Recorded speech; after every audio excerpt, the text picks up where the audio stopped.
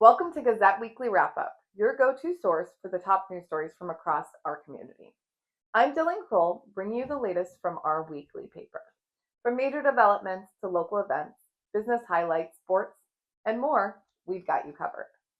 Now let's jump into this week's biggest headlines. We begin with stories making an impact across the entire county.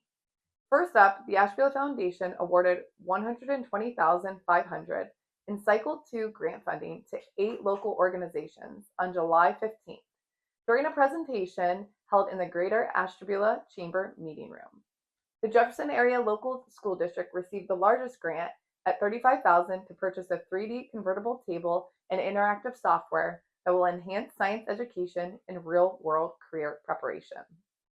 Now let's zoom in on highlights from Gazette's core coverage area. In Jefferson news, the first week of the Ashtabula County Manufacturing Institution 2025 Summer STEM Camps wrapped up Friday, July 18th with a community luncheon at ATEC. The Mad Scientist theme week included tours of local manufacturers like INEOS, Pigments, and Lake City Plating, hands-on STEM projects, and insight into in-demand careers.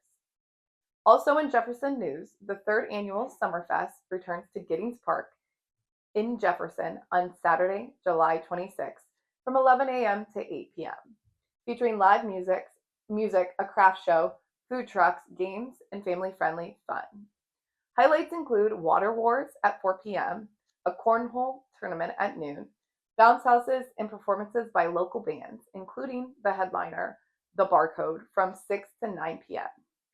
The Jefferson Area Chamber of Commerce presents the event with support from local organizations and volunteers. Now let's head south. In Orwell news, the inaugural Grand Valley Summer Festival will take place on Saturday, July 26th from 10 a.m. to 4 p.m. in downtown Orwell, offering family-friendly fun, vendors, food, and live entertainment. Highlights include a classic car show, bounce houses, animal encounters, and live music, with proceeds supporting local causes like Christmas decorations and SCAD. Let's switch gears and take a look at what's happening in sports-related news.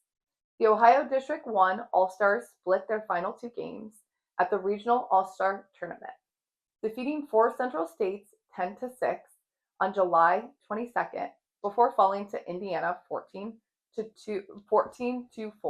on July 23rd.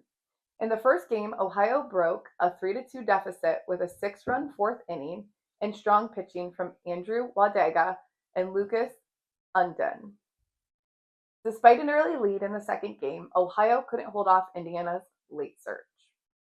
In other local sports news, the Kingsville 9-11 softball All-Stars dropped both of their state tournament games to the Hornets All-Stars. Despite early leads in both games, Kingsville couldn't hold off the Hornets' offensive surges.